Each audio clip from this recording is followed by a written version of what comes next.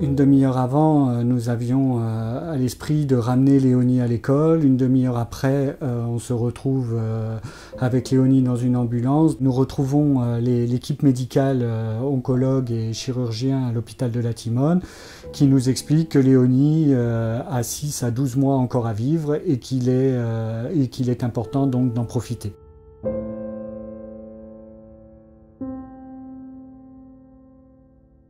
Le désarroi est profond, nous perdons beaucoup de repères, ma femme et moi, et donc il faut savoir expliquer sans non plus dramatiser avec Léonie. Nous allons maintenant entreprendre un combat contre la maladie avec une pointe d'espoir. Donc il faut aussi expliquer à Léonie que rien n'est perdu, que la chose est grave mais que rien n'est perdu. Au lendemain de la Deuxième Guerre mondiale, dans les années 50-60, le diagnostic d'un cancer chez l'enfant est quasiment un arrêt de mort. Il n'y a pas de traitement, à part quelques enfants qui peuvent être traités par la chirurgie.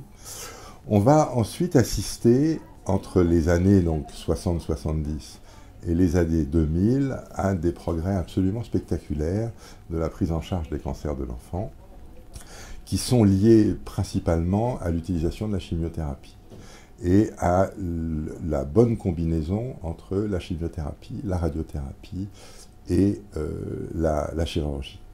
Par contre, tu n'aimes pas le tennis de table? Ouais. Oui. Du fait que les tumeurs de l'enfant ont une croissance extrêmement rapide, elles sont très sensibles à la chimiothérapie pour beaucoup d'entre elles. Résultat des courses, cette combinaison de chimiothérapie a permis de faire diminuer les tumeurs, de les opérer correctement, et on est arrivé, je dirais, autour des années 1990 à guérir 4 enfants sur 5 globalement. Alors après, il y a le cinquième qu'on ne guérit pas, et effectivement, il y a des cancers qu'on ne guérit pas. Le gliome infiltrant du tronc est par exemple un cancer de l'enfant qu'on ne guérit pas. On ne guérit pas parce qu'on ne peut pas opérer ce gliome, parce qu'au niveau du tronc cérébral, il y a beaucoup de centres nerveux extrêmement importants qui conduisent le cœur, qui conduisent le poumon, qui conduisent un certain nombre de choses. Donc on ne peut pas arrêter le cœur et le poumon, donc on ne peut pas les opérer. C'est assez radio-résistant, donc on essaie d'irradier, mais c'est pas mal radio-résistant. Résultat des courses, les résultats sont effectivement à 0% et depuis très longtemps. J'ai décidé de monter une association, de porter en fait la maladie de Léonie au grand public pour se dire, voilà, il nous faudra peut-être des financements, trouver des fonds pour tenter un protocole à l'étranger nouveau et en tout cas porteur d'espoir que nous n'avons pas à l'heure actuelle en France. On ne va pas retrouver la même fréquence des cancers chez l'enfant et chez l'adulte. Chez l'enfant, les cancers principaux les plus fréquents, ce sont des cancers du sang, les leucémies, les lymphomes, les tumeurs cérébrales et du tronc aussi cérébral, alors que chez les adultes, eh bien, on va beaucoup entendre parler des cancers du sein, de la prostate, des poumons. Ce sont des cancers qu'on retrouve avec une très faible fréquence, en tout cas chez les enfants. Donc des cancers différents, ce qui suppose et ce qui implique une recherche différente. Après 2000, on n'a pas tellement de nouveaux médicaments. Il y en a quelques-uns qui arrivent, mais qui sont sur le même principe, le principe de la chimiothérapie, qui consiste à attaquer les cellules qui se divisent, et celles du cancer elles sont censées se diviser plus vite et donc être efficaces. Depuis 2000, on voit arriver tout doucement ce qu'on appelle les thérapeutiques ciblées. La thérapeutique ciblée, c'est agir sur un interrupteur qui est sur la cellule, pour l'ouvrir ou le fermer, s'il doit être ouvert ou fermé, afin d'essayer de stopper la prolifération tumorale.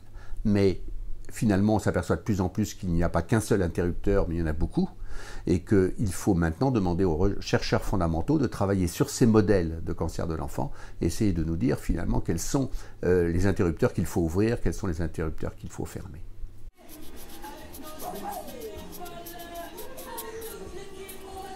Beaucoup d'enfants ne veulent pas faire porter le poids de la maladie sur leurs proches. Ils ne veulent pas être responsables, si vous voulez, de toute la détresse que peut apporter la maladie. Donc très vite, ils s'accaparent le contrôle des choses et nous poussent en fait à garder le moral, nous poussent à travers leurs mots, leurs comportements, leurs décisions, leurs choix. Ils nous poussent en fait à être toujours plus forts et à voir les choses sous le meilleur aspect possible. Actuellement, où on a d'énormes données, ce qu'on appelle les big data, parce qu'on va avec des machines capables de séquencer tout le génome, de séquencer tout le transcriptome, de séquencer la protéomique, etc. On a d'énormes données qui vont refléter un peu l'ensemble des mécanismes et les équipes ne peuvent pas travailler sur tous les mécanismes. Chaque laboratoire, que ce soit en France, que ce soit à l'étranger, en Europe ou à l'international, chacun a sa spécificité. Et il est clair qu'aujourd'hui, il n'existe pas un laboratoire qui va faire la différence. C'est un groupement de laboratoires. 3, 4 laboratoires avec différentes expertises et aussi différentes visions. Une vision, par exemple, de quelqu'un qui travaille sur le développement du cervelet, pour moi, est extrêmement importante. La vision d'un médecin qui voit des patients, elle est extrêmement importante. Et donc, c'est toute cette communication qui fait que, je pense, on arrivera à extraire soit la bonne question, soit le bon mécanisme, ou soit le bon médicament. Tu fais la petite tension. Tu viendras nous voir alors? Oui, tout à l'heure. On viendra tout à l'heure. Qu'est-ce que tu veux? Tu fais un petit dessin. Ah, tu veux Des coloriages. des gommettes. On ira en bas. Hein? D'accord? Oh, Ça te fera bouger. il est toujours aussi bougeant. Hein? Hein? Bon, oh bon, Bah, allez, tout à l'heure. tout à l'heure. Hein? Hop, hop, hop. Sinon, les infirmières, elles sont gentilles avec toi? Hein? Non? Ou le menteur? Elles sont pas gentilles, les infirmières? Ah bon? Pourquoi? Elles sont gentilles, les infirmières, elles te chantent des chansons. Non? C'est pas vrai?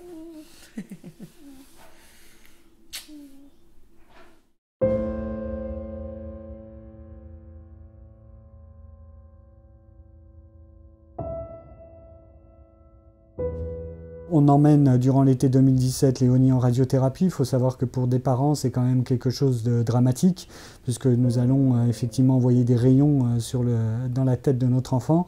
C'est quelque chose de pas simple. Au terme de tous ces traitements palliatifs, nous voyons Léonie aller mieux. Elle a pu quand même retourner 2 trimestres à l'école, faire du cheval, refaire du vélo, avoir tous ses passe-temps. Petit à petit, dès le mois de février, nous voyons les choses décliner très lentement, très sournoisement, pour atteindre son apogée au mois de juillet, quand l'été 2018 arrive et que nous voyons Léonie petit à petit s'éteindre. C'est ça le plus difficile, c'est qu'elle va perdre la parole, elle va perdre la mémoire au cours d'une crise le 14 juillet 2018. Elle va perdre la mémoire, elle va perdre la parole, elle va perdre la marche, elle perdra petit à petit la déglutition et on la voit petit à petit décliner. Et ça va durer 2 mois, où effectivement, nous, parents, on est complètement désarmés. Voilà, il n'y a plus de mots, il n'y a plus d'espoir, il n'y a plus à lui parler. On peut toujours lui parler, mais en tout cas, il n'y a plus d'action concrète. Donc nous sommes dans l'attente, et ça, c'est quelque chose de terriblement difficile.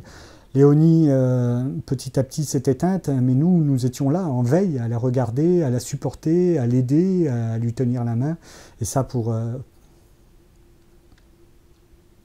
Pardon.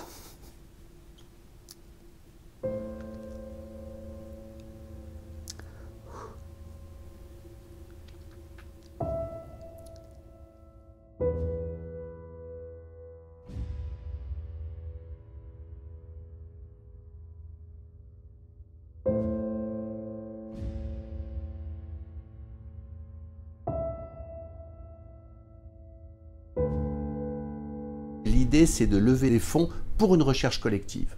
Et ça, c'est extrêmement important. Pas chacun travailler dans son coin, mais se dire, on essaye de faire une recherche collective. Toi, tu t'occupes de quoi? Toi, tu t'occupes de quoi? Et puis, on essaye d'avancer comme ça.